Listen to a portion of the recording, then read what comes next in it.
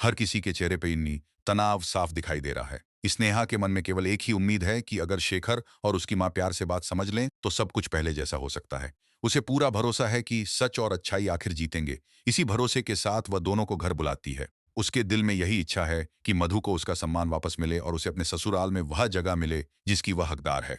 स्नेहा बार बार खुद को समझाती है कि गुस्से से नहीं बल्कि धैर्य और सम्मान से बात करने पर शायद दिल बदल जाए।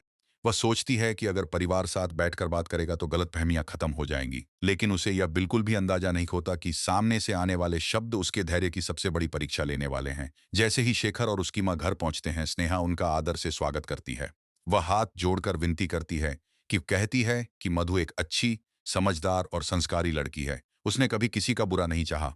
उससे गलती नहीं हुई है, बल्कि उसे गलत समझा गया है। स्नेहा पूरे विश्वास के साथ कहती है कि उसे अपनी भाभी पर पूरा भरोसा है और वह जानती है कि मधु इस परिवार को जोड़ने वाली लड़की है, तोड़ने वाली नहीं। उसकी आंखों में उम्मीद दिखाई देती है। उसे लगता है कि शायद उसके शब्द दिल तक पहुंच जाएंगे और रिश्तों में आई दूरी खत्म हो जाएगी। लेकिन अचानक माहौल बदल जाता है। शेखर की मां का चेहरा बीच में ही रोक देती है। वह बहुत कठोर आवाज में कहती है कि अपनी सीमा में रहो। वह साफ कह देती है कि वह मधु को कभी अपने घर की बहू नहीं मानेगी। वह उसके बारे में अपमानजनक बातें बताती। यह सब सुनकर वहां मौजूद हर व्यक्ति हैरान रह जाता है। स्नेहा की आंखों में आंसू तो आते हैं, लेकिन वह खुद को संभालती है। वह समझ जाती है कि सामने वाला केवल गुस्से में नहीं बल्कि जिद में भी है। स्नेहा एक बार फिर शांत होकर समझाने की कोशिश करती है। वह कहती है कि किसी के बारे में बिना सच जाने इतना बड़ा फैसला लेना ठीक नहीं है। इंसान से गलती हो सकती है, लेकिन बिना सबूत किसी की इज्जत पर सवाल उठाना सबसे बड़ी गलती होती है। वह याद दिलाती है कि परिवार का मतलब साथ देना होता है, न कि मुश्किल समय में किसी को अकेला छोड़ देना। उसकी हर बात में सच्चाई होती है, लेकिन सामने खड़ा अहंकार उन शब्दों को सुनना ही नहीं चाहता। इतने में शेखर की मां और ज्यादा नाराज हो जाती है। वह कहती है कि बहुत जल्द वह अपने बेटे की दूसरी शादी कराएगी। वह दावा करती है कि कोई भी उसे रोक नहीं सकता। उसके चेहरे पर ऐसा विश्वास दिखाई देता है जैसे उसने फैसला पहले ही कर लिया हो। वह यह भी कहती है कि अब मधु का इस परिवार से कोई रिश्ता नहीं रहेगा। उसके शब्दों में कठोरता इतनी ज्यादा होती है कि वहां मौजूद सभी लोग कुछ पल के लिए चुप हो जाते हैं। स्नेहा अब तक बहुत कुछ सह चुकी होती है। वह गहरी सांस लेती है और पूरी मजबूती के साथ जवाब देती है। वह कहती है कि अगर आपको अपनी बात पर इतना भरोसा है तो कोशिश करके देख लीजिए। मैं भी देखती हूँ कि कौन बिना सच्चाई जाने शेखर से शादी करने लिए तैयार होगा। वह साफ कहती है कि झूठ और जिद के आधार पर कोई रिश्ता लंबे समय तक नहीं चल सकता। उसके शब्दों में डर नहीं, बल्कि आत्मविश्वास होता है। वह पहली बार खुलकर अन्याय का विरोध करती है, जिसकी किसी ने कल्पना भी नहीं की होती। जब शेखर की मां बार बार मधु का अपमान करती रहती है और उसकी इज्जत पर चोट पहुंचाती रहती है, तब स्नेहा का धैर्य जवाब दे देता है। वह आगे बढ़ती है और गुस्से में एक जोरदार थप्पड़ मार देती है। पूरे घर में सन्नाटा छा जाता है कि अभी जो हुआ वह सच था या सपना। हर व्यक्ति एक दूसरे का चेहरा देखने लगता है। यह केवल एक थप्पड़ नहीं था, बल्कि अन्याय के खिलाफ उठी आवाज थी। थप्पड़ पड़ते ही शेखर की मां हैरान रह जाती है। उसे उम्मीद नहीं थी कि कोई उसके सामने इस तरह खड़ा हो जाएगा। कुछ पल तक वह कुछ बोल ही नहीं पाती। दूसरी तरफ स्नेहा बिल्कुल शांत खड़ी रहती है। वह कहती है कि सम्मान हर इंसान का अधिकार है।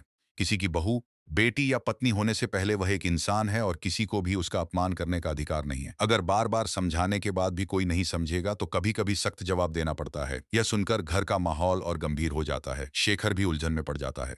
एक तरफ उसकी मां है और दूसरी तरफ है बचता रहा।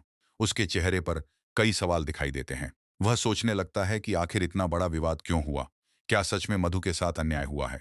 क्या उसने बिना पूरी बात जाने गलत फैसला कर लिया? उसके मन में पहली बार संदेह पैदा होता है। उधर स्नेहा साफ कहती है कि अगर किसी ने भी गलत किया है तो उसे उसका जवाब देना होगा।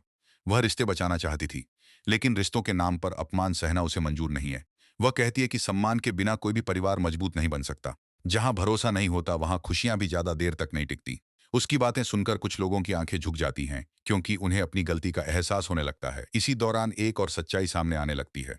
दुर्गावती, जिसे अब तक कई लोग गलत समझ रहे थे, धीरे धीरे पूरे मामले को समझने लगती है। उसे महसूस होता है कि असली गलती वहां नहीं थी जहां वह अब तक देख रही थी। उसे समझ आता है कि मधु के साथ सबसे ज्यादा कठोर व्यवहार उसकी सास ने किया है। यह एहसास उसके सोचने का तरीका बदल देता है। वह मन ही मन फैसला करती है कि अब वह केवल सुनी सुनाई बातों पर भरोसा नहीं करेगी, बल्कि सच का साथ देगी। अब कहानी एक नए मोड़ पर पहुंच जाती है। स्नेहा और दुर्गावती एक ही पक्ष में खड़ी दिखाई देती हैं। दोनों का मकसद केवल एक ही, सच सामने आए और मधु को न्याय मिले। दूसरी तरफ शेखर की मां अभी भी अपनी जिद छोड़ने को तैयार नहीं है। उसे लगता है कि वह अपनी बात मनवा कर रहेगी।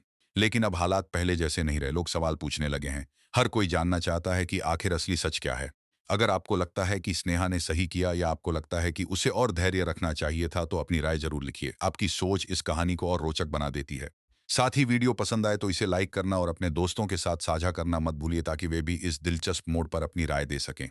आने वाले समय में मुकाबला और भी तेज होने वाला है। अब केवल शब्दों की नहीं बल्कि सच और झूठ की टक्कर होगी, हर किरदार की परीक्षा होगी। तो कोई अपनी जिद छोड़ने को तैयार नहीं होगा। लेकिन एक बात तय है कि अब सच्चाई ज्यादा देर तक छिप नहीं पाएगी। हर फैसला किसी